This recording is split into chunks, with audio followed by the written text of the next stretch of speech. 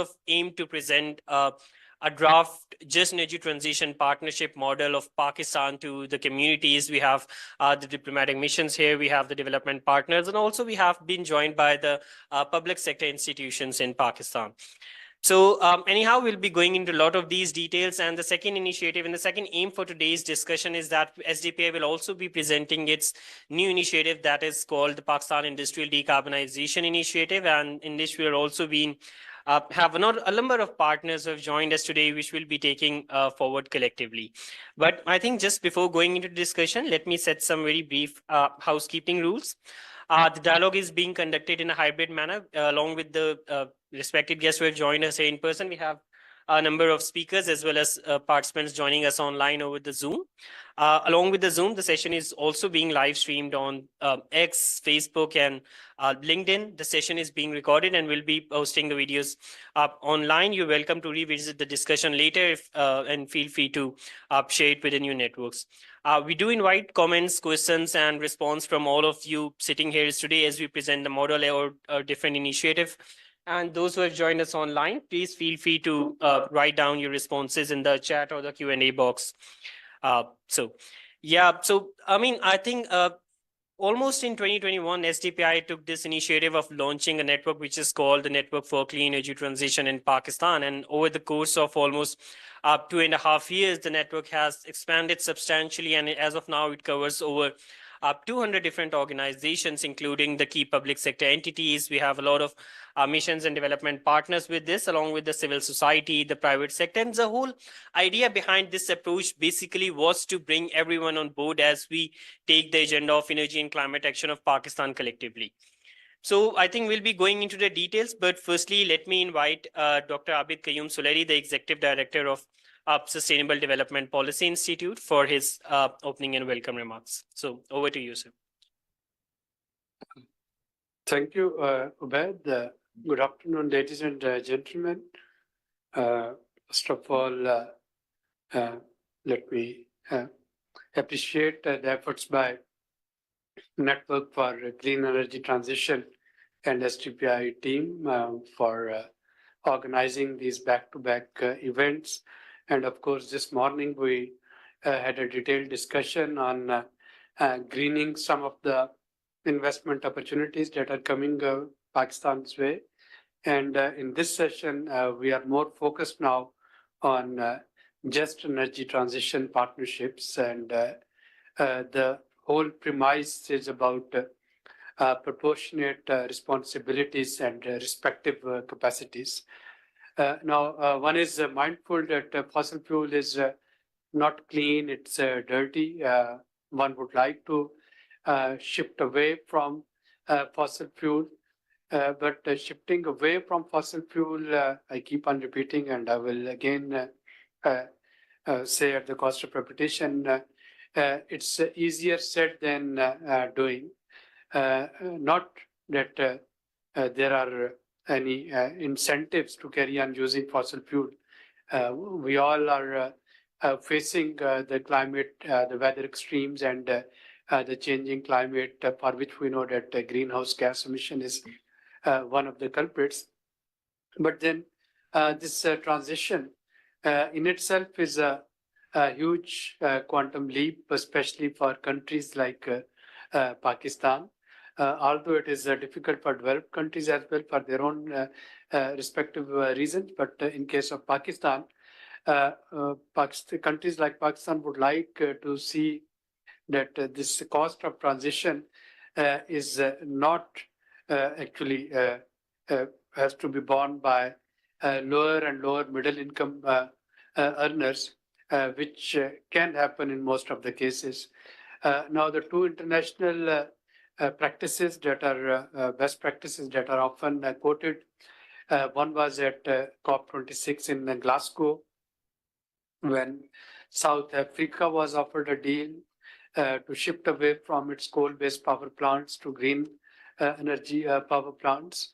And the second was in Sharm el-Sheikh during COP27, when Indonesia was offered a deal to shift from coal-based power plants to renewable energy. So similarly, in case of Pakistan, and as the Honorable Coordinator to Prime Minister, Ms. Rumina Khurshid, she announced it while Excellency Co-President was visiting Pakistan a few weeks ago. So she made it very clear that Pakistan wants to shift away from fossil fuel to renewable energy. Pakistan would like to abandon its coal-based power plants, but in order to do so, someone would have to offer technology, and someone would have to make sure that this cost of transition is borne by international funding agencies and financing agencies, because countries like Pakistan, their contribution in this global warming is comparatively less than what is happening around. So, in the principles of climate justice, on the principles of just energy transition, we need a mechanism for countries like Pakistan, who historically had very little share of dirty fossil fuel, and they still have the potential to tap on renewable and green energy sources, but then they would like to be either provided technology or to be provided with some sort of other green financing to make this transition possible. And today's discussion and dialogue is around the same premise and same announcement.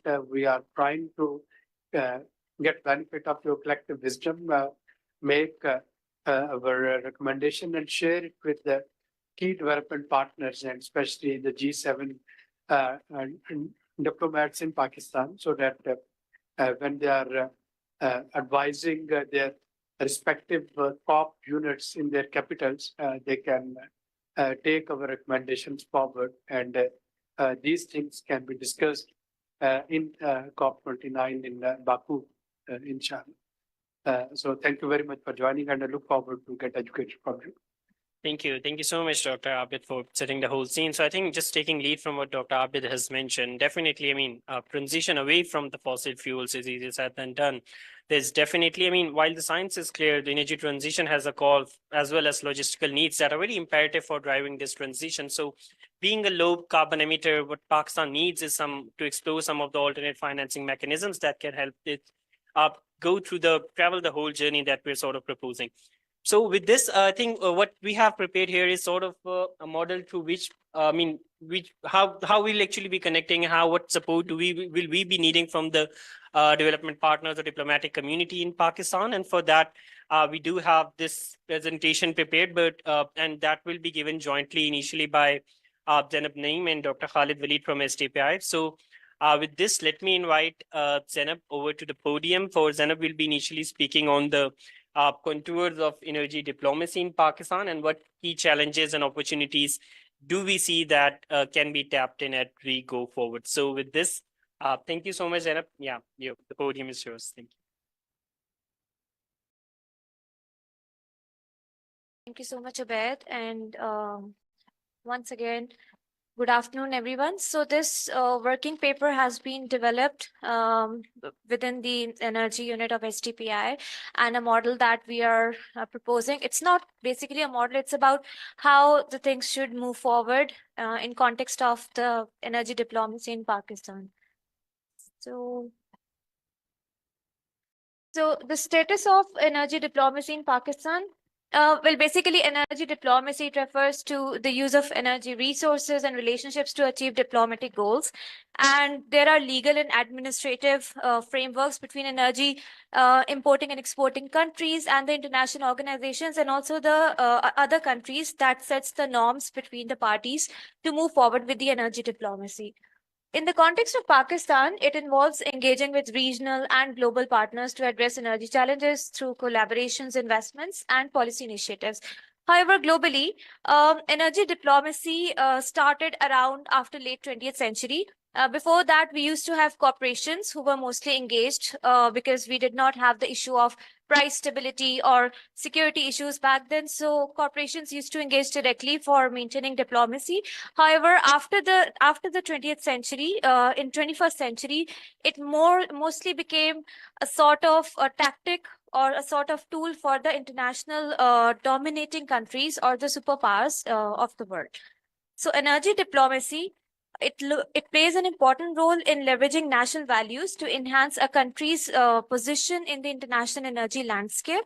And however, it's worth noting that in context of major countries, they may sometimes use suppressive tactics to manipulate the newcomers who are in this domain of energy diplomacy. But it is not something that can be considered as bad diplomacy. There's no such thing as a bad or good diplomacy. It depends upon the interests of a country, whether they want to be in a dominating position or they want to cater some other goals. So there's all it is a subjective term, and you cannot term it as something as bad diplomacy. It's generally a good energy diplomacy if it is engaging with international energy development partners and other countries who are in need of development in this sector. So in Pakistan, we have been getting many investments from different development partners and other countries like UK, US, Germany, Denmark, Japan, China, and through other regional projects, we are engaging with regional partners as well. And in context of multilateral organizations, we have Asian Development Bank and World Bank as the key lenders for engaging in energy diplomacy. So I'll not focus on what are the challenges. I think Dr. Khalid will cover that aspect, but just generally misgovernance throughout and focus on short-term solutions has been a major challenge. Then the unfavorable investment climate. Of course, we have been suffering from certain geopolitical and economic crisis that has led to this challenge, and then regulatory barriers and lack of infrastructure as and the policy inconsistency. So they impede the overall energy diplomacy of Pakistan with other development partners. So conventional model of energy diplomacy, it mostly bilateral energy diplomacy has been very commonly used internationally, but in context of bilateral, so it's not a direct diplomacy model. It is either exceptional, conventional, normal, or peripheral. So it's not that the consulates or embassies are only engaging with each other. There are CSOs, there are think tanks, there might be some other influencers or individuals who may play a key role, or there might be international energy organizations who can play a very instrumental role in enhancing the energy diplomacy. So it is a form of direct diplomacy, but holistically, it is not direct. It is rather peripheral that is involved. Conventional model engages, as I mentioned earlier, it used to be very direct, but it is no longer direct. It has more strategic allies involved now. So clean energy diplomacy. Now, because I mentioned it's more of a peripheral situation, we have international agreements, we have international partnerships, and some of the agreements are being ratified by certain states, and some states are not ratifying those agreements. So it is affecting one region or the other. Then we have trade and investment agreements, energy security concerns. If there is a conflict situation in one region, it is definitely going to have ripple down effects around the energy prices and supplies in other regions who are not very well off or who do not have more resources. And then there are climate negotiations that are directly impacting the energy diplomacy arena and technological collaborations. So key instruments, again, bilateral, regional engagement, stakeholder engagement at national level, and engagement with financial sector entities to enhance the energy diplomacy, energy companies and policy sector engagement, private sector collaboration, and CSOs engagement. So all these sectors have to be there when we are talking about an efficient energy diplomacy. Engaging or leaving one sector behind will not make it efficient, and the energy diplomacy will be affected. Enabling parameters for clean energy transition, specifically policy consistency has to be there if a country wants to engage in an efficient energy diplomacy model for clean energy. Then we have to see the economic prospects as well. If a country is suffering from economic turmoil, definitely its engagement cannot be up to the mark with other sector stakeholders. However, it needs to realign and rethink its vision for clean energy over and over again whenever there is a political or economic instability situation in the country. It cannot keep on engaging with the same traditional approach that it used to be. It needs to ramp up its efforts in context of technological collaboration, knowledge transfer, and capacities enhancements. Climate action focused planning needs to be an integral part of energy diplomacy. And then a multilateral and bilateral energy diplomacy should be the key. I don't know, this is not very much visible. So this Sankey diagram basically indicates the inflows of investments from different development partners.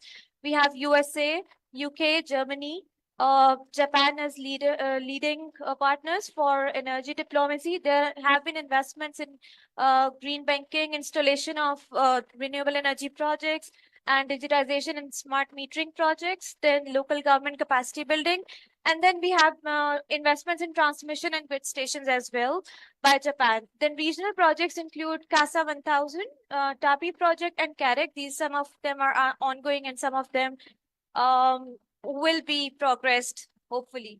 So we did a pestle analysis in this working paper. Pestle analysis framework, it's basically a strategy tool for carefully assessing the political, economic, social, technological, legal, and environmental aspects that influence the external environment that makes energy diplomacy favorable.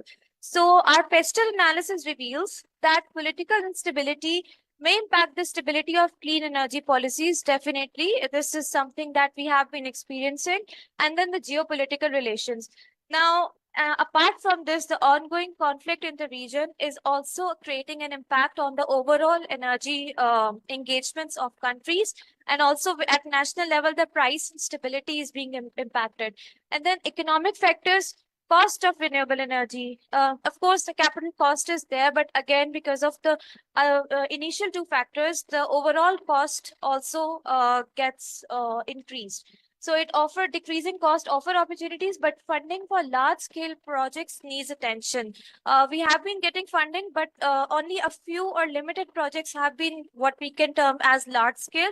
Rest of the projects have been not up to that level that can enhance a country's clean energy status. Then balancing economic growth with potential job displacement. So green jobs and jobs in renewable energy sector, they need to be improved. They are still lacking, and that's how we can invite more investments. Social factors, public acceptance needs to be there. And for that, public engagement as key stakeholders needs to be enhanced. And transparent communication is vital by the government entities, state entities for the public. And then socioeconomic factor, just energy transition. This will be covered in next presentation by Dr. Khalid. Inclusive growth is essential because energy equity, efficiency, and energy poverty, these are the concepts that are intertwined with each other. So we need to make energy access a priority in the country with social aspect attached to it. Technological factors, technology adoption is the key.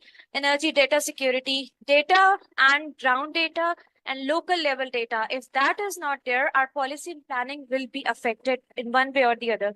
Legal factors, regulatory frameworks, whether it is attached to anything regarding solar or regarding wind energy, if it is not being accepted openly and if it is affecting the interests of the public, it will eventually affect the international energy diplomacy as well by that country. Compliance with agreements. We have ratified international agreements. We have put forward certain cases if we are climate vulnerable, but we have also ratified certain agreements.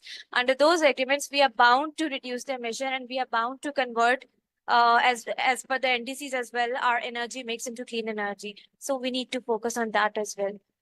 These are certain recommendations that to improve national level energy diplomacy, we need investment facilitation and data transparency.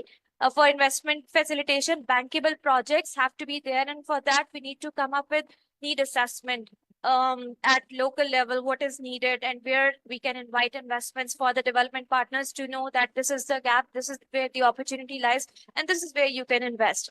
Renewable energy sector capacity building is crucial. Institutional strengthening for governance of clean energy, gender inclusive entrepreneurship in energy. We see very few women in this sector. And I think there is a need to ramp this up. We need to build capacities. We need to invite more women. We need to make it more inclusive sector. Long-term energy roadmap and public-private partnership at national level can help us improve the energy diplomacy. For regional level, cross-border energy infrastructure collaboration, we are having very limited projects, and but there lies a huge potential and opportunity where we can engage more at regional level to enhance the energy diplomacy. Shared management of interconnected grids. I think aging grid is an issue in Pakistan, but with our I think the state is already engaging. They have tried to engage with the regional partners as well, but more needs to be done in the grid sector. Partnership between think tanks and academic institutions at national level, yes, it is improving, but at international level, we need to up the game. Then I'm sure we have the diplomats sitting here. We would definitely love to engage more with the think tanks and CSOs in other countries who are engaging in energy diplomacy to enhance the collaboration. Then rapid crisis response collaboration, regional renewable energy investment fund. Uh, I don't know how practical could this be, but this is one of the recommendations. So maybe in near future, encouragement of joint investments in renewable energy. Again, this is bilateral and multilateral energy diplomacy. How one engages with the other countries and international partners. It depends on one's vision and the goal. So thank you so much. We do look forward to improving this energy diplomacy through the recommendations that we will be sharing with our key partners. This paper will be available soon, and there are more details, but in the keeping in the interest of time, we have shared limited recommendations, and we do look forward to engaging more on this with all of you. Thank you so much. Dr. Khalid, I now invite you to the rostrum to discuss the Just Energy Transition Partnerships model.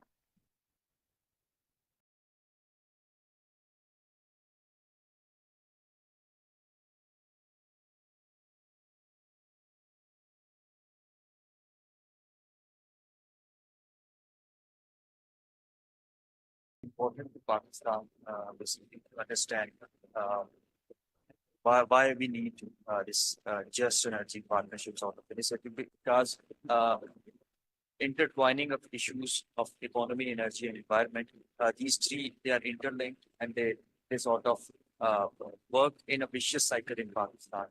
So I would be discussing few challenges, need assessment, Pakistan's a very basic just energy transition partnership investment plan, and what should be the way forward in this way. Uh, First problem that we see in Pakistan, this is obviously the planning. I often call it as from crisis to another crisis. The political landscape, the macroeconomic landscape is such in Pakistan that we are focused on short-term stopgap sort of arrangements. Back in 2007, 2008, when there was load shedding crisis, accessibility crisis, the only focus was to eliminate that load shedding.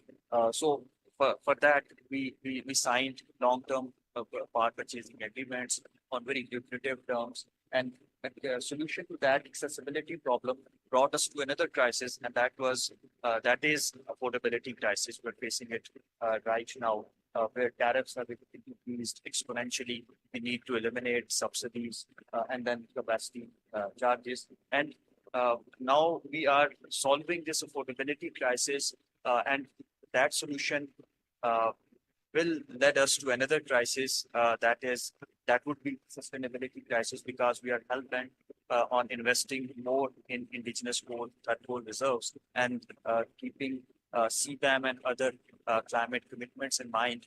That would create sustainability crisis in Pakistan. And again, the energy or clean energy diplomacy that Zainab was mentioning, that would get trickier if Pakistan would be investing more and more on coal.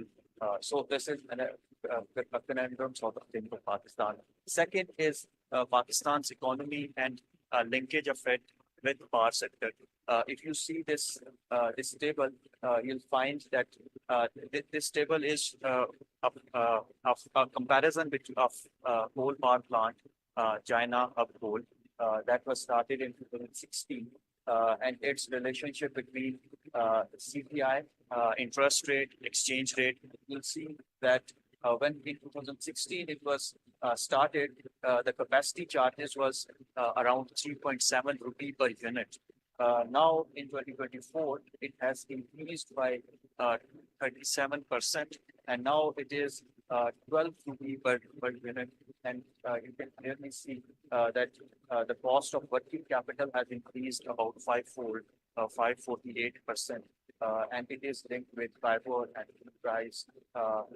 Similarly, if you see the interest chart, which is linked with international interest rate and exchange rate, you'll see that it has increased by 450%. So when economic turmoil causes macroeconomic indicators to go up, to get worsened, the capacity charges increases, and when capacity charges increases, it also sort of inflect in terms of macroeconomic turmoil in Pakistan.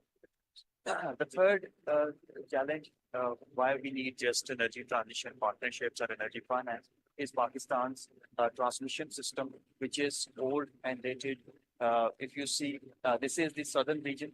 The collective energy consumption, electricity consumption of south is about 27 terawatt hours, 27,000 gigawatt hours. This is center. Its energy consumption is about 71,000 gigawatt hours, and this is north about 24,000 gigawatt hours. If you combine north and south, still the center will be consuming more electricity.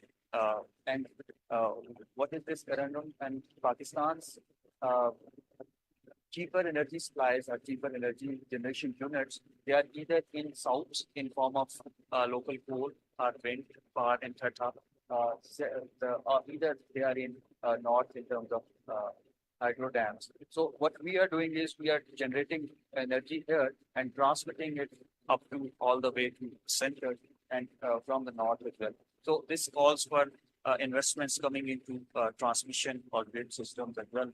Maybe looking for more distributed generation of grid sort of solutions. Another conundrum is the Pakistan's electricity consumption mix. If you compare it with other countries or world average, you will see that in industry, China's share of electricity is about 50%.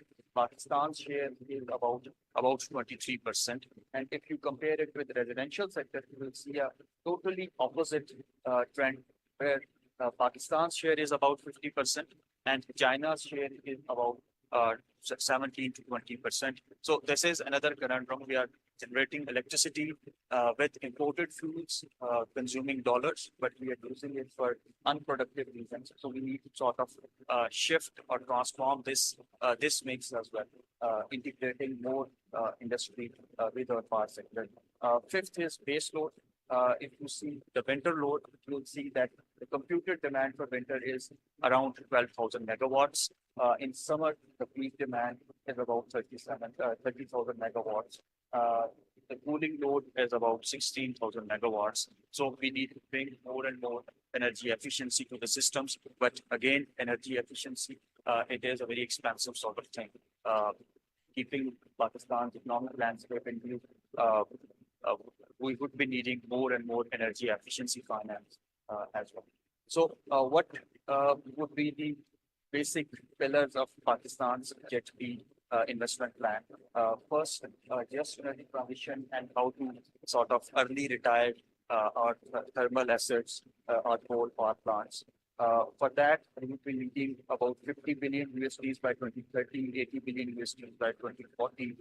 20 billion USDs would be required for transmission networks and 30 billion for coal phase out if you include coal mining, stopping coal mining as well.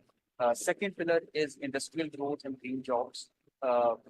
More rooftop, solar rooftop and off-grid solution for residential sectors so that the share of residential sector can be decreased in total electricity consumption.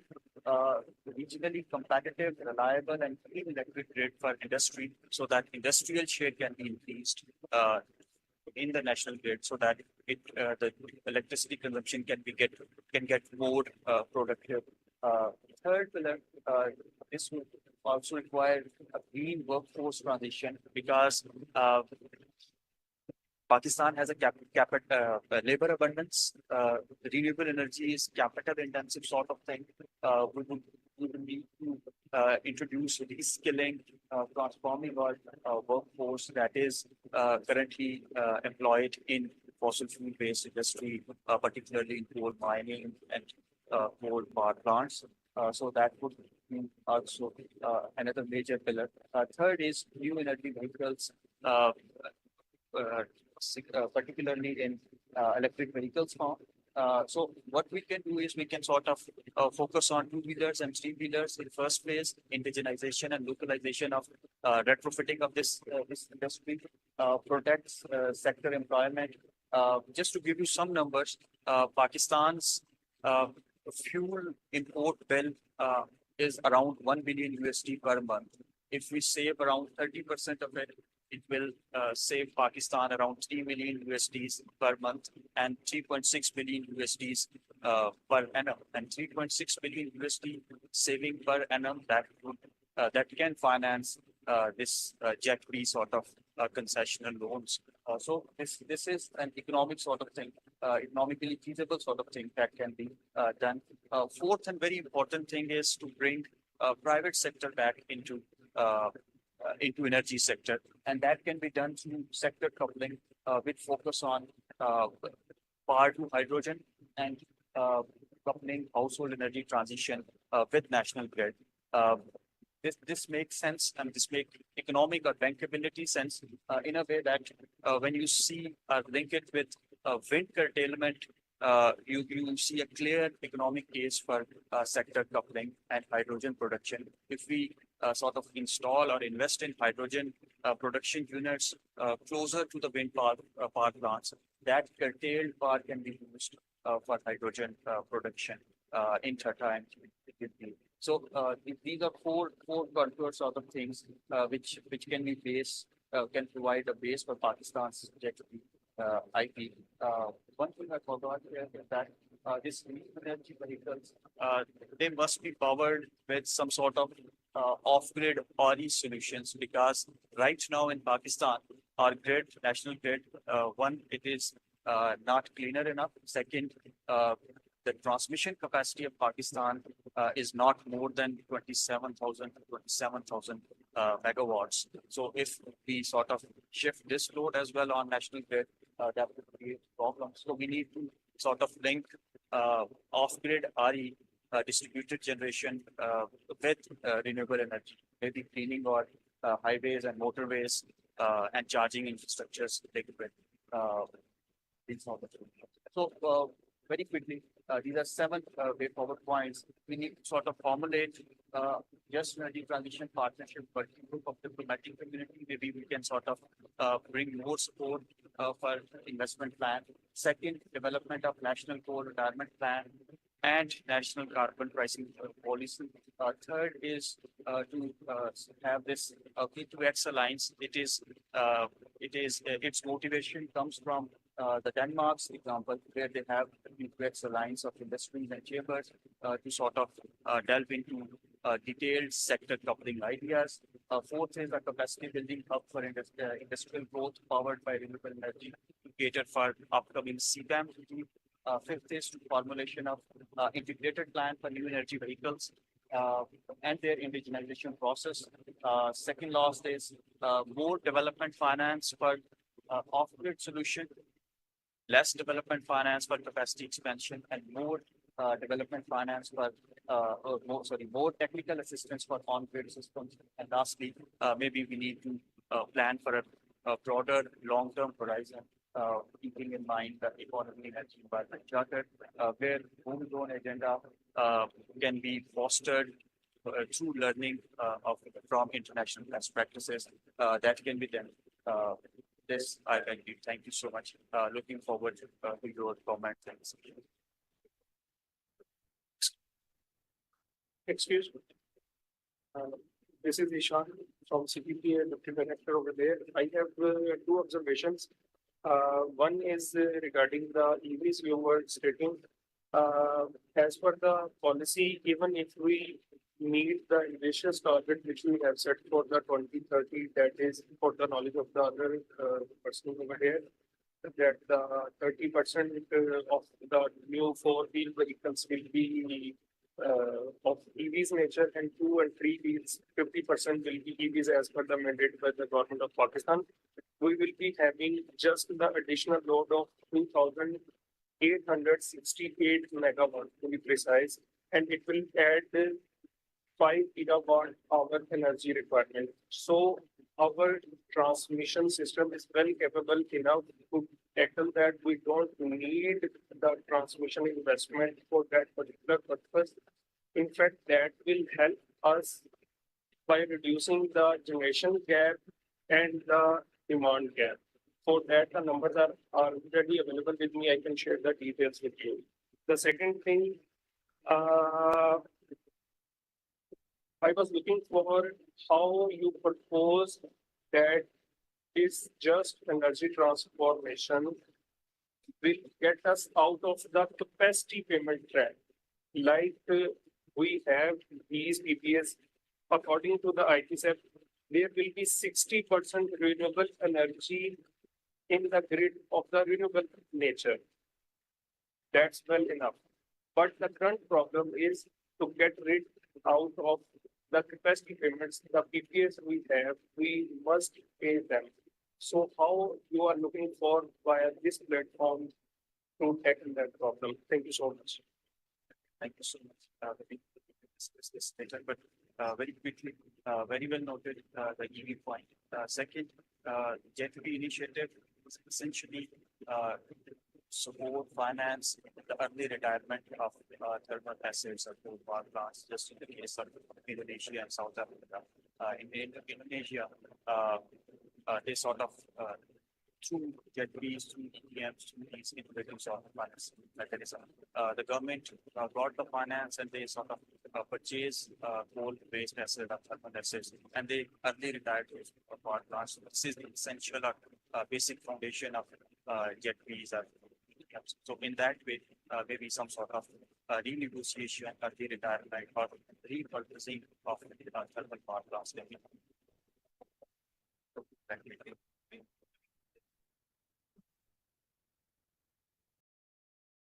Yeah, we'll be coming to the discussion part definitely, and we'll take a lot of these questions. But yeah, as per the agenda, so I think Dr. Khalid has very well set a good enough scene on how we can actually catalyze the whole diplomatic community support for this just energy transition partnership model. But let's also sort of first hear from some of the diplomatic community that we have over here on how do they think responding to those. So first, let me go to Ms.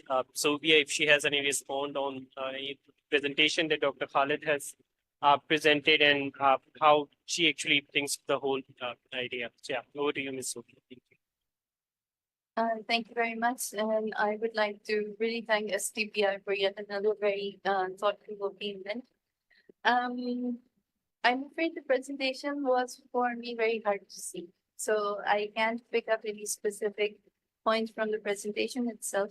But obviously, I can only underscore the need to have more productive use of energy on the grid itself, as opposed to what the situation that we are in right now.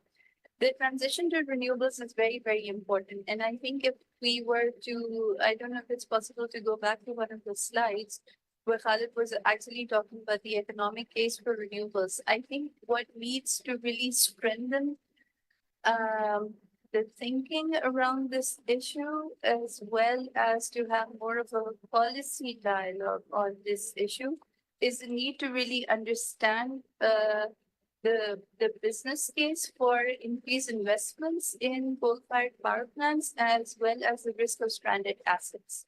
Because I think that this discussion is completely missing. And we have significant investment already in thermal power generation. More is probably envisaged to come online. I think you could probably comment better on that.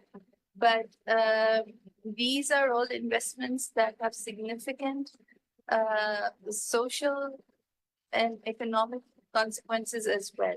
And I think that these have not been quantified, and there's not enough discussion around it. So this also needs to happen. I will my ears also kind of perked up when you mentioned P2X. Germany, specifically GIZ, has quite some significant projects on P2X. There is potential for the development of green hydrogen in this country. A German consultancy has done considerable work on this, specifically taking the example of Balochistan. It is possible to manufacture green hydrogen in Balochistan at half of what it costs in Europe. There is the amount of investments that would be needed to extend the transmission line from, please forgive me if I'm getting the name wrong, but Chagai to the first transmission station in southern Punjab is actually not that much. So you have tremendous renewables potential in Balochistan that can all be then added to the national grid instead of relying on more coal-fired power generation. But I think the biggest problem and the elephant in the room really is this constantly changing regulatory and legislative environment that we have in this country. So you have, there has been much interest, there continues to be a lot of interest on the part of international investors, other governments, development partners, but because of a very rapidly changing policy and regulatory landscape, it's not possible to realize these investments. But you know, this is the vicious cycle that we're trapped in. You're damned if you do, and you're damned if you don't. So if you have more renewables, then what about the circular debt issue? I have a lot of sympathy for this conundrum that the government of Pakistan finds itself in. But we have so many brilliant people in this room, in the other agencies, and I'm sure that we should be able to come up with some sort of a logical solution to this problem, because at the end of the day, this is really a zero-sum game. Thank you.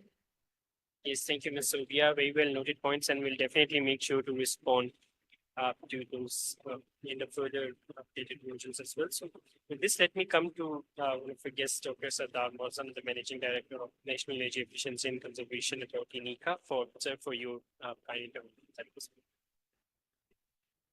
Thank you very much, Brett. I think first of all, I really appreciate STPI for arranging this session, and I'm very much interested and wanted to learn some of these aspects. I think as Dr. Abid's earlier mentioned some of the points, the overall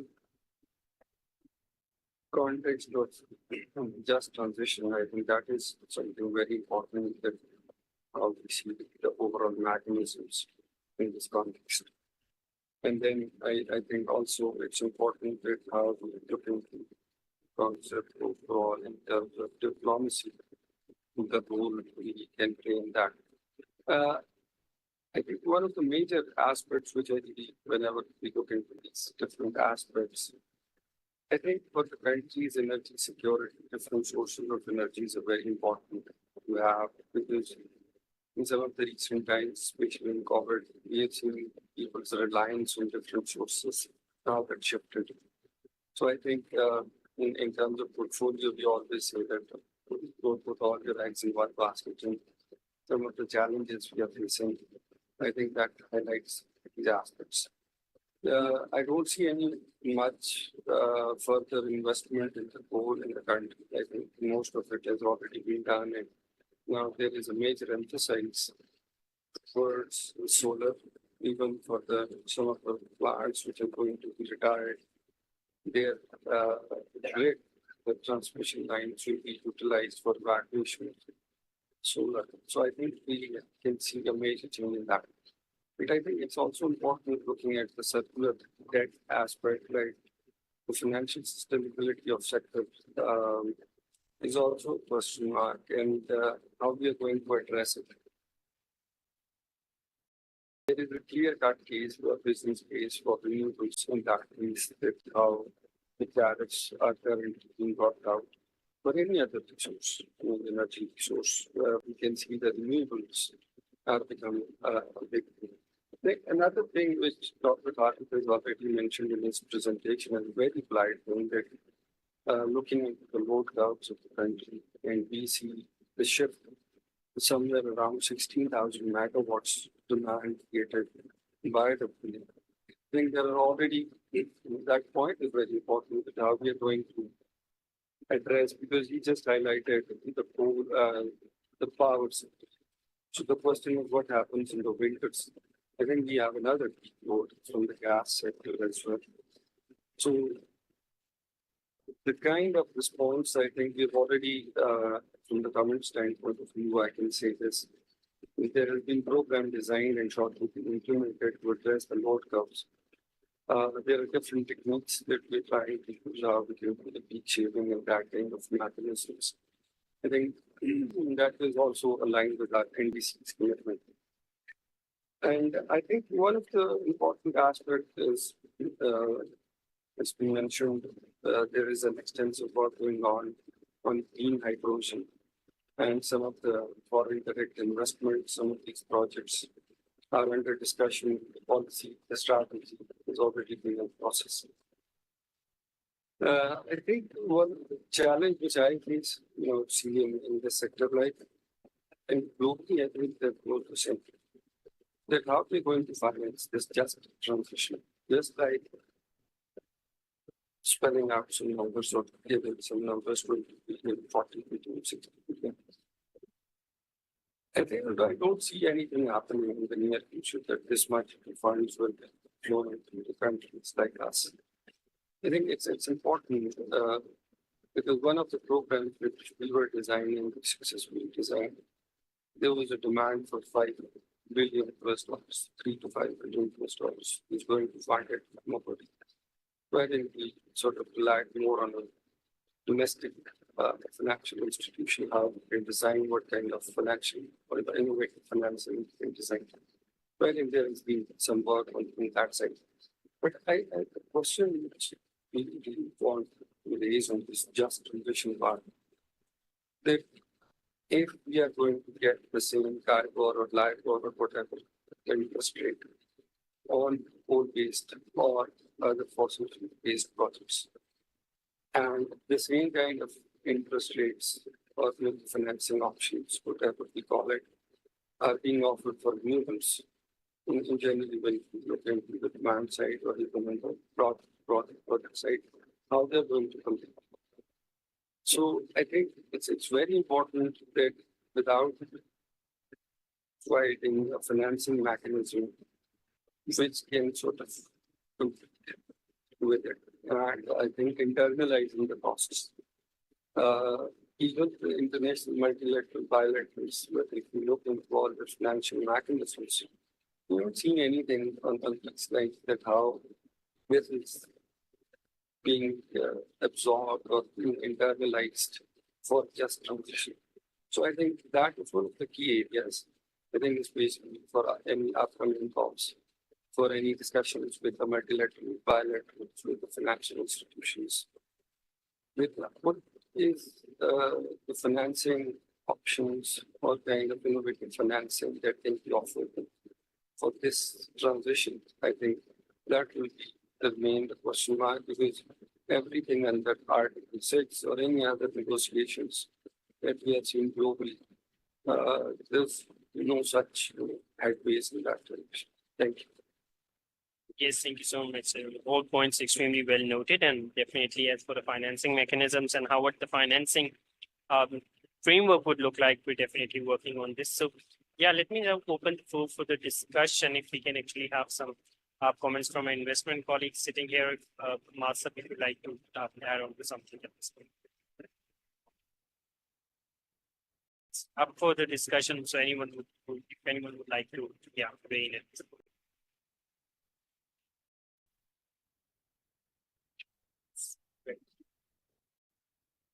Thank you so much, Ubaid.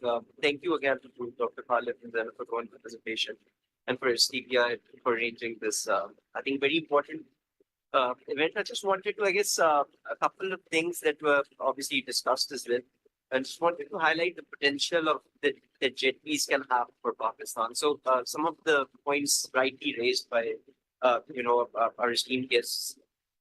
Yes, Pakistan has a crisis of finance, and finance is not flowing in Pakistan, and but that's not the case for similar economies perhaps in Southeast Asia, and the jetty is essentially a financing corporation. So what it will or what it basically constitutes of is three different things. It comes with a commitment by the country that we are going to phase out coal by 2030, 2040, 2050. It will come with a target for the power sector, essentially, that we already have a 60% DRE by 2030. That would serve as, the second component. And then it comes with a comprehensive investment plan. So the CIP is the one which essentially, which Ms. Baker also pointed out, Pakistan does not know the cost or the data or the investment that it requires. We are not aware of the regulatory framework that would essentially be needed for such an investment or for such a program to come through. And the CIP essentially does that. Again, there are lots of questions being raised internationally on how best jetty CIP can be developed. There is a lot of conversation going around a dedicated country platform for jetties where, the government in itself can play a better role of designing the comprehensive investment plan. But once it's in place, what it does is it delinks politics with energy or the power sector. And that is something that is much needed in Pakistan. The CIP comes with its own set of policies. It comes with its own set of, projects for the next 20, 30 years that would need to be done. Those projects cover everything from early coal retirement to renewable energy additions to energy efficiency programs. And that is where the beauty of the jetty mechanism lies, essentially. Yes, there hasn't been much in terms of implementation, and with any program, the success of that is usually weighed in on the implementation part. But where Pakistan essentially lacks is the signals that we've been sending out to international communities. Again, I wouldn't agree that coal is history. We still talk a lot about, coal liquefaction, coal gasification, conversion of, imported coal to local coal. Gawandar coal power project is still a committed project in our latest iteration of the IGCP. And with even the IGCP in itself, we went from, the first iteration of IGCP had 11% VRE. We changed that in last year to 30%, and now we're back at 13%. So all of that clearly points up, towards how our policies have been changing, how investment isn't really interested in, such shifting paradigms of power planning. And I think that is where I think a jetty can play a very critical role for mobilizing finance for the country. Yeah, thank you. Yes, thank you so much, Mustafa. And I think exactly the point. We need very well noted points. Thank you so much. Going along, Dr. Majid, or lots of people like to add on to any points.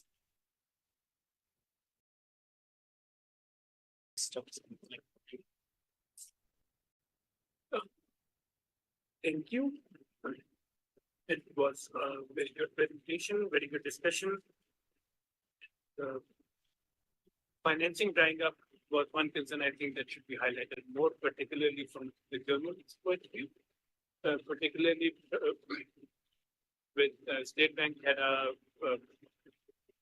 FSRE scheme that was financial scheme for renewable energy. Similar schemes needed to be implemented more going forward if we want to prioritize shift having an energy transition and not the other way around. But I could be getting the date wrong, but I believe following 30th June, that scheme is being cancelled by the State Bank on the demand of the IMF. So we do need some diplomatic support and international support to help us transition towards cleaner solutions. So that is something I think we should get diplomatic support on. That was my thing. Thank you. Thank you. Yes, thank you so much, Dr. Majid. Very well noted. Coming to Asad Saab, please. Yeah, go ahead. Well, I think useful information has been shared, and we have to just connect the dots. Earlier, I got an opportunity to come as a G2G sort of delegate from one of the entities from UAE. So now I foresee upcoming with some Saudi investors and sheikhs and His Highness and Her Highness and things like that. But anyhow, the point is, I would like to see like this jet fee being discussed on the G2G negotiation as well, and we need to unfold those avenues for the countries which are looking into using other means through ITMOs or other aspects. So we need to club many financial instruments or the provision which are there, but we are not exercising it or not unbundling it so far, which are there under the Paris Agreement. And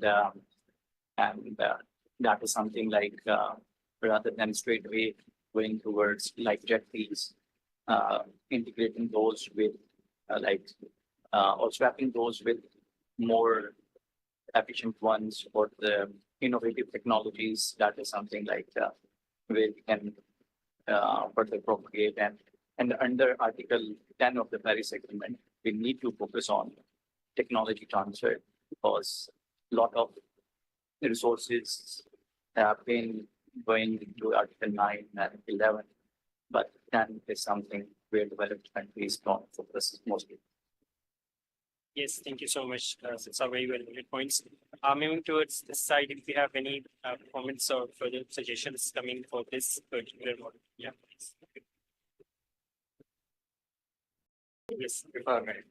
please. So first of all, thank you so much for organizing this. I think this has been very helpful. So just for the knowledge of the broad audience, I think I can add in some perspective on the finances and part of the current is investment. And we're actively looking for projects, right? But I mean, a lot of times these discussions are brought up that there's so much opportunity and so much to be done, which of course there is, but at the same time, we have to look at the commercial angle of it. It has to make a business sense. And anything that you're looking at a long term, there has to be a business sense behind it. I think the path that essentially any country or from a policy standpoint of view needs to be geared towards moving away from fossil fuels. But at the same time, I think there's a very well defined reason. Even if you look at I think if anyone were to pull up the cost of electricity under different mechanisms or different sectors that we have, you'd see that some of maybe the dirtiest, we can say, ways of producing energy is essentially one of the most cost effective, at least at a larger scale. But of course, that is changing, especially with the solar. Like the costs have gone down significantly. But again, it all boils down. I think one of the things that Mr. Khalid mentioned in his charts and everything was that the overall section or overall consumption of the industrial sector in terms of energy is very low.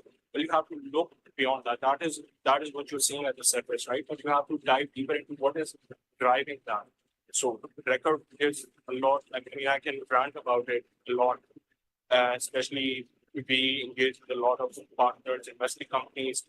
A challenge that we always see with them is most of them, given the circumstances, have abandoned their expansion plans already. What you're seeing is like as a result of those expansion plans, you will not see them increasing their consumption of electricity because they do not see a lot of demand for their products per se, right? And why is that? There's a overall contraction.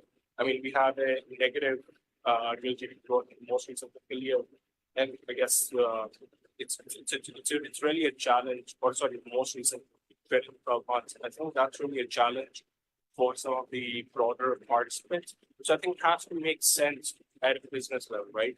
So I think what I would like to see is even in this policy paper or the research is to go a layer deeper into understanding if you are realizing or seeing something, what are the driving factors behind it? And of course, I know that in many cases it would again tie up to the overall economic situation.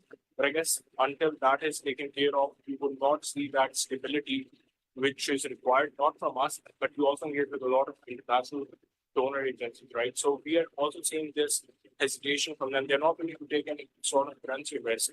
We have like, if you just take a look at the past 10 years, average currency depreciation is around 8.25, like I'm discounting for the most recent months, but somewhere around that.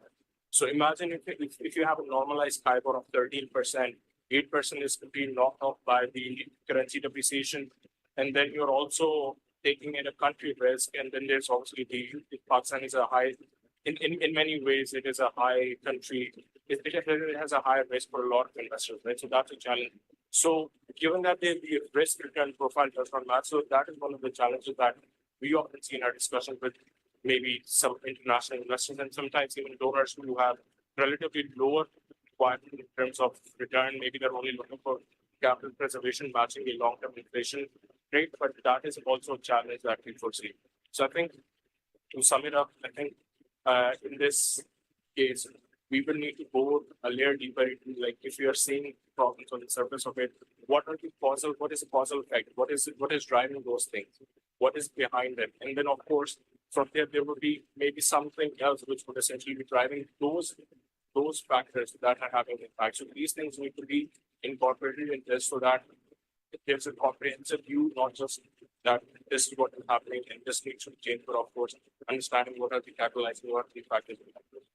Thank you. Yes, thank you so much. Extremely, it all makes sense. We need to look at from a business perspective initially and taking things then fully align with the needs that we need to go into far more depths and details as we further start exploring up these angles as well. So let me again very quickly let Dr. Khalid, if he wants to sort of again respond to some of the questions and how we're again planning to take this forward, and then we'll be moving to the next. Okay, thank you so much. These are very insightful. This is a live dynamic sort of document that we are working on. Definitely, it will change shapes. It will add more and more pillars to it, particularly learning from the best practices and the lesson learned from Indonesia and South Africa's examples, and taking Pakistan's this post-crisis sort of thing in context, so that we are providing a more robust and comprehensive sort of document to the government, so that it can be taken up for policy discussion. Again, I would like to add that jet fees, they are financing sort of mechanisms, but they also calls for integrated planning, integrated system planning, integrated resource planning that Pakistan basically lacks. The first slide, the first challenge I mentioned was the planning the challenge, and that is due to lack of integrated planning. That we planned for our sector, we neglected the other sectors. That's why we are there facing financial instability, and our power sector is threatened by this very insignificant sort of rooftop solar intervention. This is the level of I would say planning at the power sector. So we need to bring it all together, particularly linking it with industrial growth, linking it with other sectors, so that we can have the economics or economy telling us what is the demand for electricity, not we using electricity sector or power sector as a tool to attract more and more investments in terms of generation plants. So integrated planning, integrated system plan, integrated resource plan. This is what the target of this document would be, so that we can attract more and more renewable energy finance in Pakistan. So again, it would be a live dynamic sort of document which would be updated frequently, and we're sharing more and more insights with you on similar events. Thank you. Yes, thank you. Thank you so much, Dr. Khalid. And I think just like he mentioned, Mustafa, I'll be coming to you very shortly. Just like Dr. Khalid mentioned that it's live document, and this was the sort of the first consultation that we're having, and it's going to actually take a bit of time as we move along with this. So, but Mustafa, I'll be just coming to you. We also have this announcement that we're also going to today launch a new initiative under STPI's Clean Energy Transition Program with the name Pakistan Industrial Decarbonization Initiative, and under which we're going to explore how, apart from the private power sector, how Pakistan needs to drive the decarbonization contours in different industrial sectors of Pakistan. So I think before going to the second round of discussion, let me invite Ms. Saliha Qureshi, who will be currently leading the initiative of industrial decarbonization at SDPI, for a very quick and comprehensive presentation on what the initiative is, what it entails, and how we're aiming to collaborate with all of you over the long run. So if I can just request the MIS team to sort of share, and you can go to the fourth slide. Yeah. So with this, over to you, sir.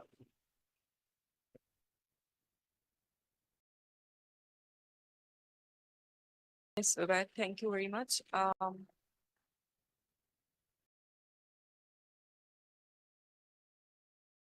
This is the initiative which we are going to actually launch it today.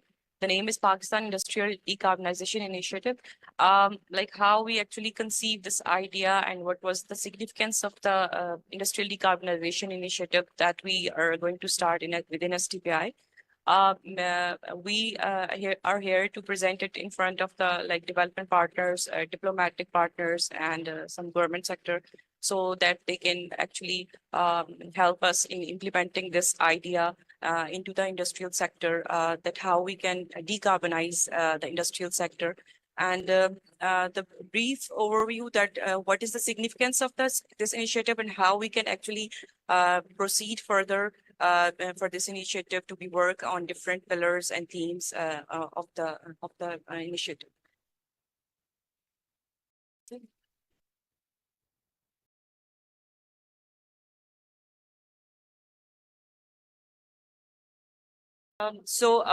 Basically, Pakistan has so far presented two of their NDCs, National Determined Contributions document in 2016 and 2021. So both of the NDCs have not clear a plan for the decarbonization, especially for the industrial sector. And it is also the recommendation from the Global Change Impact Study Center that the decarbonization for the industrial sector should be the area that we need to work on, or we need their qualitative and quantitative data, because there is very limited data available if we are planning for the policy for the decarbonization. And also globally, there is a increasing pressure on the industry sector for greening of their supply chains. And also there is a huge significance for the initiative that there are several untapped opportunities that actually exist for the private sector that we can tap in to decarbonize the industrial sector of Pakistan. So the overall objective and the goal of the initiative would be it would be on the research, development, policy solutions, and it's a bold call to action the progress towards the decarbonization, and it also facilitates the government sector, corporates, businesses, and key stakeholders. So the brief background is for the industrial sector is that right now in 2019, industrial sector is responsible for 28.1 million tons of CO2 emissions, which accounts almost of 34% of GHG emissions of Pakistan. And the major contributing industries are textile, cement, fertilizer, and brick-kiln. But here, for this initiative, we actually dealing with the cement, steel, and textile sector. There are, as industrial sector is mostly reliance on the coal, and there is a significant need to shift for this drive. That in challenges which actually exist in Pakistan industrial sector are their high dependency on fossil fuels. There are a lot of government initiatives around decarbonization, but there is a limited scope for work, and there are so much work to have to be done. But also there are implementation hurdles that slow pace of adopting for the cleaner technologies, energy intensive industries face significant challenges in reducing emissions. And also there is economic and technical barrier like high cost of transitioning to renewables. And there is a need for substantial investment in clean technologies and infrastructure. There are some economic, definitely, if we decarbonize the industrial sector, there are certain economic benefits. This also drive the economic growth, and it also creates green jobs and create more jobs. Other impacts that could beneficial for the environment and economic are they open up for the new markets for the sustainability. The brand reputation is actually increased, and also increases the circular economy principles to minimize waste and maximize resources efficiency, also improved air quality, and also potentially lower the risk of premiums and improve financial terms. The key components which actually exist for the decarbonization drives are NDCs are there. There is race to net zero is there. There are science-based targets, and also there are individual actions like the energy reduction, sustainable transport, eco-friendly products. So there is a significant base or background present if we are actually decarbonizing the industry sector. The policies which are currently helping or expediting the process in the decarbonizations are NDCs, Climate Change Act 2017, NAB, Renewable Energy Policy, Pakistan EV Policy, and 10 billion tree tsunami. So these are the three major enabling themes which will be working in this initiative. The first one is zero emission energy industry, in which we will be working on the power fuels like hydrogen or ammonia, and green supply chains and trade, decarbonization trade policies, regulations, and governance system. And also we will be doing some GHG emissions accounting for inventories for the industries. This is the ecosystem for the PIDI, Pakistan Industrial Decarbonization Initiative. It will be based on research, capacity building, policy and legislations, finance, technology transfer, and partnerships. The next step would be it will actively help achieve decarbonization goals through an intricate integration of environmental, economic, social, legal, and governance framework. There is a collaborative partnerships with the key stakeholders, and also there will be a major, besides these major themes, we also explore to intersect the themes offering invaluable perspectives and commitments to being part of the solution. And also, we will be doing some capacity building workshops, some research, and also make a business case for the industries that how can decarbonization be a potential avenue for them for an economic case. These are the potential stakeholders which can be from the public sector, private sector, and CSOs. From the public sectors, we have Ministry of Climate Change, GCISC, NICA, National Productivity Organization is also with us, Ministry of Commerce, Trade Development Authority Pakistan, private sector, we have Interloop, Westway Cement, Power Cement, and Really Steels with us, OICCI Industries, international businesses, World Economic Forum, financial institutions like World Bank, ADB, and CSOs, Pakistan Environmental Trust, Alternative Development Services, Renewables First, International Renewable Energy Agency, Agora, and Climate Analytics. These are the existing publications. The last year we have done a study on the cement decarbonization, which is also been already been published. And the two of the studies which is mentioned, the decarbonization Pakistan steel sector, it's an ongoing process. We are on it, and the policy brief on green hydrogen, we are also working on it right now.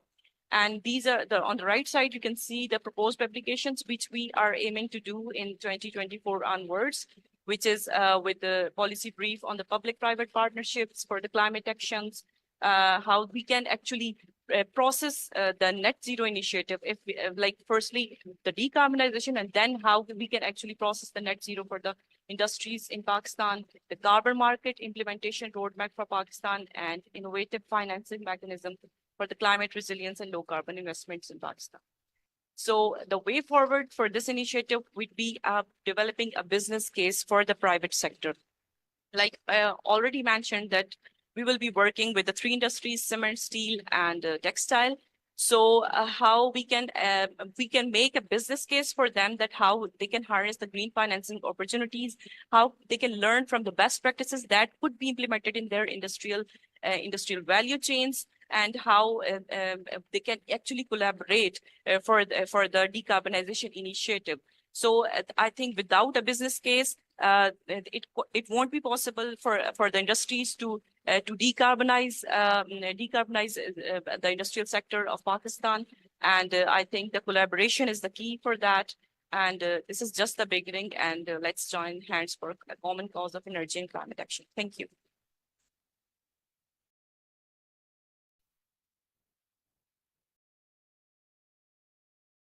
Yes, thank you so much, Saleha. So this is the new initiative that STPI had just recently taken, and we really look forward to support getting from your end and how we can actually collaborate on different fronts. So we do have a number of partners. If someone would like to sort of add on to anything on this initiative, or if someone has any ongoing programs on which we can STPI can be a part of. So yeah, please coming to the colleagues from CPP. Yes, as the second last slide, you were saying like we were looking for the business case for the three industries. But I think the holistic approach should be adopted here. Like these plants are going to opt for the cleaner energies like solar or wind. But what will happen at the later part of their evening? They will again connect it back to grid so that the grid have to maintain the capacity to provide them the energy. So it is not only like we are looking for the opportunity to decarbonize the private sector, but on the same scale, we are burdening our grid so that they can be energized at the later part. So a holistic approach is required. We must deep look into the issues. And the other thing the representative from the NICA was pointing out, I completely endorse his point. The green financing is available with us, but the ground realities need to be checked upon because to get like to get a small amount of $1 billion or 500 million, something like that, our case is being rejected. So saying the optimistic number, we are going to carve out the dirtiest fuel energies, and we are going to buying out such kind of power plants. These look like very ambitious on upfront, but the ground realities are relatively different. So a proper holistic approach is required, looking for the financing. And last but not the least, the point was written, we need to educate our public in terms of demand side management. Like we have 8,000 to 9,000 megawatt as the base load, and the cooling load jumps up to 24,000 megawatt. So we say that the coal based are the dirtiest because we are unable to pay for that. Had that coal been generating the powers at the cheapest rate, we should not be using such kind of harsh words. And only because we are unable to pay them, we have the financial crisis. We are saying that they are the dirtiest. The Western countries have capitalized their full potential of coal. Now they are shifting to the cheaper energies. But have we utilized our complete potential of this? Perhaps not. We have just used these coal power plants for the cooling load, not for the industrialization purpose. Had our industry utilized this load for the production, we must not be calling them as the dirtiest or the expensive one and the things like that. So these things are to look for. Esteemed participants are there. These are the few points I just want to highlight.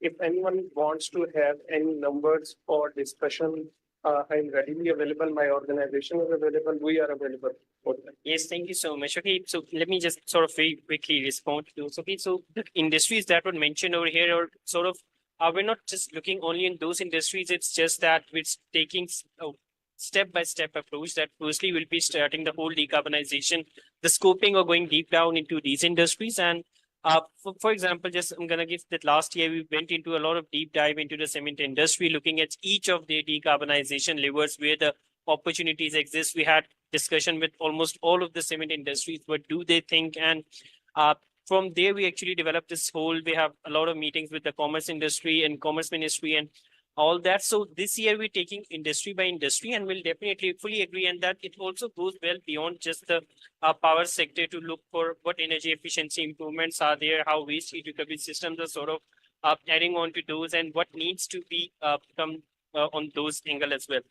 I completely respect your opinion about the core, and SDP has also been working a lot around those, and I fully agree that a lot of economies have developed there. But I mean, as of now, if we look at, there are different perspectives as well. I mean, I don't know if Pakistan is actually going to find any new investments in the coal sector going forward as well. But again, this is just something that is again up for debate, and SDP and CPPA have been discussing this a lot back lately as well, and we have been coordinating a lot. So this is something again we can further mutually discuss as well. But I would say that there is a difference of opinion over here, but perhaps we're really open to hearing from that. But this is something that we need to again, let's see what the most realistic and financially feasible pathway is there. Fully agree the first point that you mentioned, and also the colleagues from the Karan Das, that sustainability in true sense for Pakistan is the economic sustainability, and what needs to go forward is something that makes a business case. But does an increased reliance on coal would make in a business case in the long run? That is something that we need to collectively look forward into. So yeah, I fully agree with that point as well. So I think Mustafa Sahab, you wanted to add on to some points, please.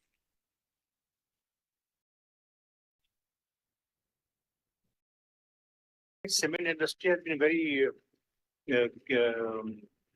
hardworking in the sense that they have tried to have the best and the cheapest electricity. I'll give you just one example. Lucky has installed 25 megawatt of solar project. Because Lucky Cement lies in the wind corridor, now they are installing 12 megawatt of wind projects. So they claim that the wind project will have 80% ROI. So industry is ready to invest in renewables and reduce the carbon footprint, but there's no government policy. In fact, the government is stopping any wind and solar project from coming in installed here in Pakistan. Tomorrow, if somebody comes from like Pakistan, company comes here and say, we want to install 500 megawatt solar plant in Pakistan. Is there any policy for it? No. Who will buy electricity? They don't have any policy. So the way we can talk a lot on in such contexts, but there is no policy. Government is totally hesitant. Like you said just now, that 2,000 megawatt of rooftop solar and they are now crying. So if you want to add more solar or more wind, how can you come in this system? The system is very bad. Okay, thank you. Yes, yes, thank you. Also, just again coming back a bit, bringing a debate on the decarbonization drive. So, if anyone is interested in adding on to the initiative or taking the agenda forward, SDP is completely open for any inputs, any suggestions on any partnerships that we can actually make in, from the technical front, from any of different perspectives. So, please feel free to reach out to us. We're already in touch with a lot of different partners that we have highlighted over here as well. So yeah, yes, coming to Ubaid Saab from CPDA. Thank you, Ubaid. And thank you for sharing this knowledge with us. There are a few points that I really that bothered me a lot when I'm sitting in these type of high-level dialogues, and we discuss energy sector as a holistic sector and as a central policy discussion is always being taken over. Few things that bother me, and I want to share with the CCPA colleagues here and also the CPDA and other sitting here, that demand in Pakistan is falling from the last 3 years. And everybody knows that the demand is on the fall. Still, we are looking for a new election. Is there any answer?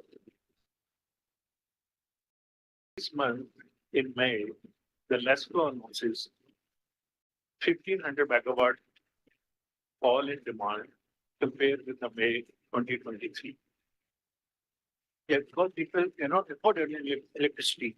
If you can, I have an information in Dadu, there are hundreds of solar panels, thousands of solar panels installed by poor people, one or two solar panels on the rooftop.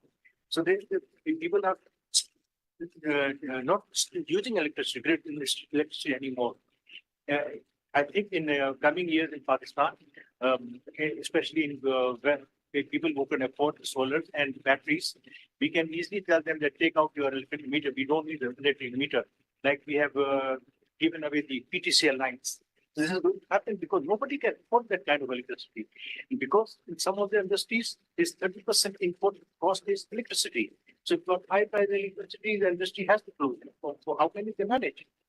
So it's just planning it, or just planning by the government. Thank you. Thank you. So I need to complete my submissions here.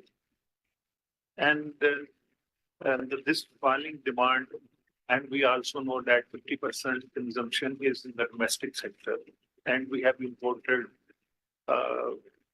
around 6,000 megawatt capacity of solar panels in the last 2 years. And how they will come into play when we calculate the overall demand and the load is required for this country. Accuracy of data is important. And when we are discussing this, that how much financing we need for new induction of generation, transmission, and also in the grid. But we should also remember this, the market has its own way to proceed. The market has proceeded in the past when we saw the CNG revolution in Pakistan. It was not regulated by the government. It was that the government was supposed to regulate the CNG. No, the same is happening with the solar in Pakistan. So we need to have come up with some policies that also cater that how much solar we want at domestic level and how much solar we want at with the industry. And we need accurate data as well. Once we have that, then we can make good suggestions or appropriate suggestion policies to the government. Another thing that is happening on the technological front in Pakistan is retrofitting of the EVs. No, the technology is available, and we see a number of ads available on social media. Bring your bike. We will retrofit it in 14,000 rupees and 15,000 rupees to EV.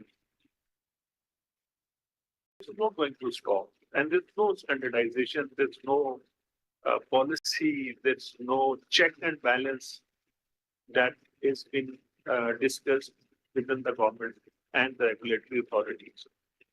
So we should also consider this while planning that this is going to happen, and without losing time, we should come up with the standards and the policies for the retrofitting of the two-wheeler and three-wheelers. And once we have so many solars available in Pakistan, these EVs, the most of the domestic sector will not utilize the on-grid charging system. They will use their own charging system and install it in their homes.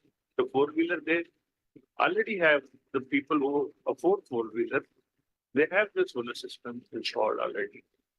So when we calculate that, okay, 2,800 megawatt will be required for the EVs by 2030, when will be the 30% of the purchases will be the EVs, four-wheelers, and 50% in two or three-wheelers. Then how we can calculate that we actually require 2,800 megawatt at time if they have their own charging system available. So these are the few things that I think need quick action from think tanks and organizations working on these topics. And one thing that also we should consider is my personal opinion.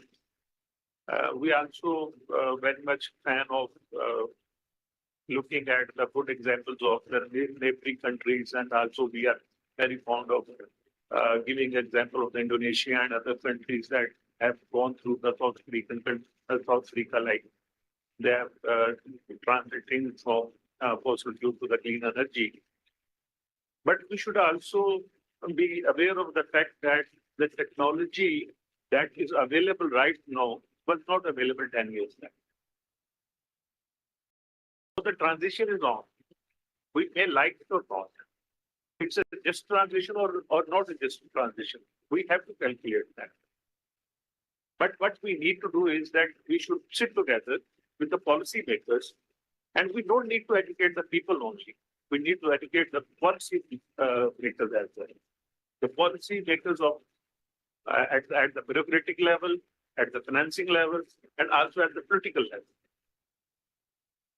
So they should come up with something that is appropriate, and the think tank responsibility is to provide them the accurate numbers.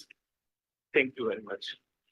Yes, thank you. Thank you so much, Ubaid. So very well noted points. Yes, I think just last comment from Dr. Khalid, and then we'll be coming to Dr. Shafkat. मुझे भी बताया दिया खालिद साहब को time दे चुके हैं एक 6000 megawatt कहा सर ने कि 6000 मेगावाट पैनल आ गए इसको तो 20% में कैलकुलेट करें ना तो 1200 मेगावाट हुआ सर उस पर कितनी चीजें निकल गई इनको बट मोटरसाइकिल तो कन्वर्ट होंगे बजट बंदा 300 रुपए खर्च कर रहा पर डे पेट्रोल पे इसको अगर 200 बच जाए तो वो तो कन्वर्ट करेगा आप क्यों आप रेगुलेशन लगाना चाहते हो तो ऑटोमेटिकली हो जाएगी कन्वर्ट आप रोक नहीं सकते इस चीज को तो आप तैयारी करना पड़ेगी गवर्नमेंट को कि जिस दिन पीटीसीएल के तारे लगे ना उस तरह सारे पावर प्लांट्स तारे लगेंगे इसलिए nobody can afford this electricity it's matter of economics not matter of something like environment के पॉकेट के मसला है डेली बेसिस बंदे के 300 रुपए पेट्रोल में जाया होगा ना पेट्रोल मोटरसाइकिल होंगे वो सेव करेगा 200 रुपए नहीं सेव करेगा Thank you so much, Mustafa Sahab. Just one comment. Ubaid Sahab rightly mentioned that this is the responsibility job for of the think tanks that we need to spread awareness and educate our masses and policymakers. Well, for power planners, this is a very wrong sort of notion that if the West has followed that convergence path and based their development on coal, and we should follow that same path.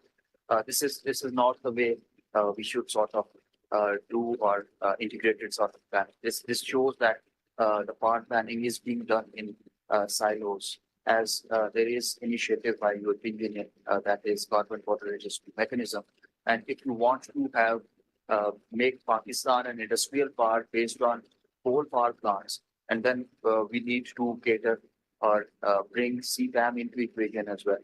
And if you want to power your industries, your exporting industries particularly on coal-based natural grid, then European Union they are going to tax us. They are going to put carbon fee on our exports, and that would hurt our export competitiveness. And so this is why I reiterate that we need to make it an integrated sort of planning where Ministry of Power Division, they sort of sit together with Ministry of Industry, Industry of Production, and climate change and environmental coordination. So there is more environmental coordination within ministries, and we can have this integrated sort of planning to make Pakistan an industrial part with renewable energy.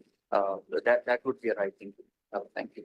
Thank you. Thank you so much, Dr. Khalid. So yeah, I think just before coming to Dr. Shafkat for the final concluding remarks, so the idea is that the renewable energy revolution is there for the good. The people are actually going to follow what makes an economic case for them, just like Mustafa Saab mentioned. If the people think that the energy affordability, if they can afford the solar, they're definitely going to go from them. Nothing's going to stop it from happening, and neither should any wrong policy signal should be coming on behalf of the from any public sector institution. So I think just quickly summarizing the first discussion, that we fully understand all the very important points that have come for the Just Energy Transition Partnership model. This was sort of a very initial draft, and all of the recommendations we're working on it. This was the first consultation, and all of those thoughts will be going into development of this. We're planning to have a very initial draft before the COP20, before the next COP29. And a lot needs to happen before that, and we really will be knocking a lot of your doors for further information, for bilateral meetings and discussions to see if the things are going to make sense as we go forward from this point as well. And secondly, once again, just do let us know, all of those who are interested in this decarbonization drive that STPI has initiated. We have been doing a lot of these research-led oriented dialogues, and a lot of these recommendations coming out of it has to go to one of your kind offices, and we have been bothering you already a lot to all of the stakeholders with the different letters that are coming to your offices with different recommendations that are reaching to your kind offices, and will hopefully we keep on doing so.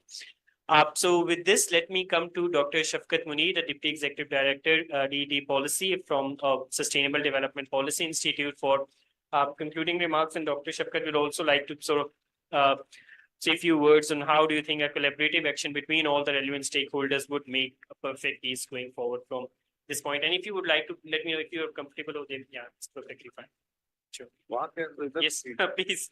For a conclusion. Thank you very much, Ved. It is always good to join these meetings as member of the network first, and secondly, part of the OPTI. I think somehow we have to learn and unlearn something, and particularly some of the jargons. If you look at the situation which I have heard, and I have been hearing here in Pakistan and outside on the just transition. Just energy transitions comes later. To some extent, I feel that it is not just transition. It is just transition. Just the next. Not just transition. It is just transition. So that's my learning of the whole process. Because why it is so? Maybe I'll be sounding differently because you all are experts. I'm not expert on energy. So that's why I will try to do some my own things here. But of course, everybody is concerned. Every citizen is concerned sitting around on the energy issues in Pakistan. This is because why it is just because it is all colonized kind of debate. If you look at IMF, if you look at COP processes, if you look at any global negotiation process, what we call diplomacy, what is that? It is all colonized. So we have to decolonize sometime, at least domestic level. And that's why there is no solution at the moment. We all talked about circular debt.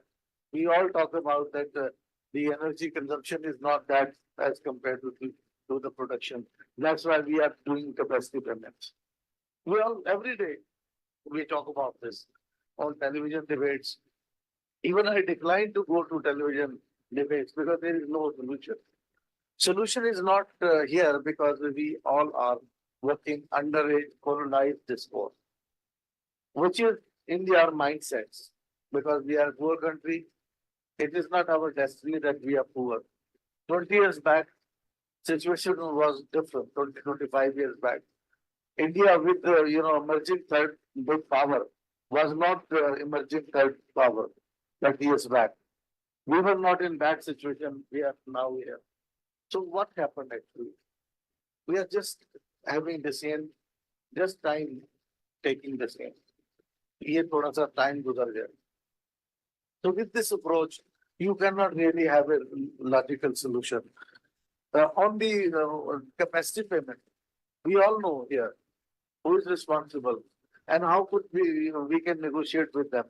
We do not have courage to renegotiate the agreements because there is a global diplomacy comes into that, global pressures come. And then whenever it comes to going to IMF to settle down our economy, we have to negotiate. The tariff would be increased, whether gas or other, all energy sources. So we are actually crumbling our economy ourselves. When you are crumbling our people, your people yourself, that certainly is not going to work. Once when there was a heated debate on with how to go with IMF, at that time I wrote an article in the news that is there any method that the delegations negotiating with IMF have not only the economists, there are other people also. Modi is not economist. Yeah, there are many people in Pakistan also who think differently, but only tested or not tested or targeted few people negotiate. They have their own mindset. They don't come to these tables and look around at what you are saying, what economic solution you are presenting. They have their own mindset, and that is a colonial mind, because they have to please IMF अपने आकाओं को खुश रखते हैं। मैं ये it's not just jargon, it's a realistic thing. अगर आप 75 years का पूरा एनालिसिस कर लें तो finally last 30 days are a ducting point for us. These 30 years, these 30 years, they have made us at this level. Still there is a time we can discuss things in a right way, but we are not. Still we are not on the path. Now we don't have business case. Even if you look at your NDCs, while we were at COP and NDCs, the 2001 were there was a debate that is there any business plan with it? We have offered many things. Still, right sitting in this room, have any solution seen by the government or any expert that whatever we have pledged and promised in NDCs, is it backed by any business plan? No business plan. Now come, we have our national adaptation plan. Of course, this is good that we have nature-based solution. Talk is there. We talk about how we can tackle energy issue and other issues. But still, we need a financially backed work plan or a business plan. Now we are coming up with the third report, which is soon to be launched, which is the Flood Plan 4, which is of course, which is also nature-based, providing nature-based solution. But again, there is no money, which means there is no business case. So without a business case, if you are in the market, who will give you the money? Simple. Even if you go to any bank will not entertain as a person or as a nation, how can you get these things? Then the whole debate of fossil fuel. What is happening at global diplomatic level and at the domestic level? Even if we look at the country situation, we are not even a simple diplomatic to our people to do some sort of a justice. And everybody, all of you have mentioned about solar panels, that how solar is being discouraged. This is the state of affairs because we don't think that there is a commitment to our 2050 target, 2060 target. When China can say plainly, now net zero is not a big debate at the moment globally. In Pakistan, it was not even earlier. We committed. China at that time, when all these were being settled down, they say 2050 is not possible. We need this much money, energy to run our industry to get the level of development which Europe has done 400 years back. We need more energy, and 75% of their, the energy will be on the electricity production because we want to develop our industry and reach to that level. And it will be not before 2050. But we cannot say that because we are again with the colonial approach. And even on the coal side, the debate was here when we committed that coal phase out as a matter of policy. We declared it at Glasgow. But later on, our Prime Minister said that there are $24 billion coal reserve here, which is the cheapest energy, and we have to use it. Now we are again reversing. Still, our commitment at NDC is coal phase out, but we are not reversing the policy to phase down or anything. Again, double kind of things. EVs, you mentioned, we are not competitive enough market for EVs. Who will pay for it? It's, you are dumping. Already there are a lot of cars in Pakistan.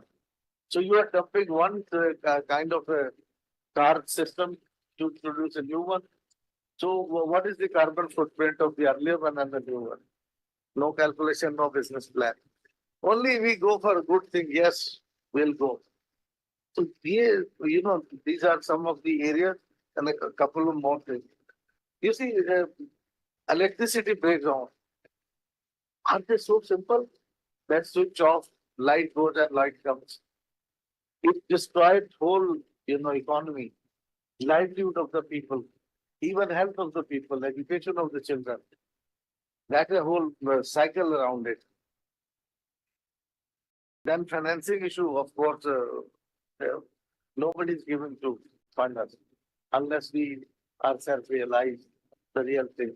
Funding is available, if you look at I'm working on the disaster and risk, the climate risk finance related thing. Funding is available. People can invest from within the country. And what is the solar investment? That is also coming from people. Many people or group of people can invest here. But only thing is that we have no policy on that. So these are some of the hard realities and biggest challenges. Two things, frankly speaking. One is adoptism. बस अब काम चला है. There is no structured thing. And second is recycling. I have seen policies after policies. Because in another of my role last year, I have reviewed and edited more than two dozen policies ran through the government. Most of them were recycled. Some of the recycled intellectuals are sitting there or the consultants are there. They recycle and everything. So that's why in every talk, solution is missing. Even we are sitting here. Some of the solution we can give, but ultimately solution is an action, not inaction. Because of their inaction, we are paying. For an action, we need to be ready for an action, and that is only possible if we are united to a few challenges. Energy is a big challenge, climate change is a big challenge, but we are in petty politics. That's why adoptism continues. कि हम अपने 2 साल गुजार लें, हम अपने 5 साल गुजार लें. अब आप देखें ना in the government corridor, how many advisors are roaming around in the gallery? Go to the ministry and just look at them. सबके बगल में वो है, कोई ना कोई उन्होंने recycle अपने साथ रखा हुआ है और वो कोई ना कोई रेसिपी ऐसी दे रहे थे. That's why nobody is doing it. So unless we go for original solution, we cannot really sort these things out. Just let me add, वो बगल में फाइल के अलावा एक ब्रीफ के साथ रखते हैं, तो तभी वो फाइल चलती है. नहीं वो तो sort of we're running over time. अच्छा सर, the issue बड़ा सिंपल और बड़ा मुश्किल है. बात ये है कि इकोनॉमी को मेरा बड़ा कंसिडर्ड व्यू है. Maybe you can say it's my biased view, or maybe आप कहें कि मेरी चूंकि ट्रेनिंग इस साइड पे है, तो मैं शायद इसलिए कह रहा हूँ. Economists are not the only solution to any country, to any system, to any policy, unless there is a political economy approach. Because if you are not thinking about people, people are not bothered about your good policy.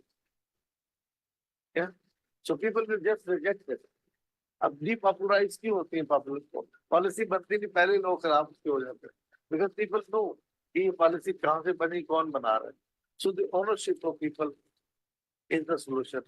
जिस दिन हमने ये learn कर लिया कि हमने पाकिस्तान के लिए जो पॉलिसी बनानी है वो अपने लोगों से और उनको सामने देख के बनानी, तो फिर आप बहुत सारे काम कर सकते हैं. There are many points, but since it's a conclusion, तो मैं आपका शुक्रिया अदा करता हूँ कि आप लोगों ने बड़ी अच्छी यहाँ पे तजवीज़ भी दी, जो हमारी टीम इंशाल्लाह उसको आगे लेके चले. और जो अभी जस्ट द बिगनिंग की बात इन्होंने की, और जो ये एक इनिशिएटिव है डिकार्बनाइजेशन का, आई होप कि इसमें भी हम जैसे हम जस्ट ट्रांजिशन में मिलके चल रहे थे, तो इसको भी हम अपने एफर्ट से आगे चलेंगे. एंड नोट ये है कि नॉट टू बी डिसअपॉइंटेड. ये जो मैंने बात की वो रियलिस्टिक आप भी फील करते हैं, मैं कोई नई बात नहीं की है, बट जस्ट रिकैप किया है कि हम इन सारी चीजों को समझते हुए, if we have some positive point, let us contribute. Yes, Thank you very much. Thank you so much, Dr. Shafkat. With this, we'll come to the end of today's session, and we'll get back to you with the brief slides which we have actually developed and some of the further documents, and we really look forward to further discussion around things. Thank you so much, everyone. Please join us for the tea.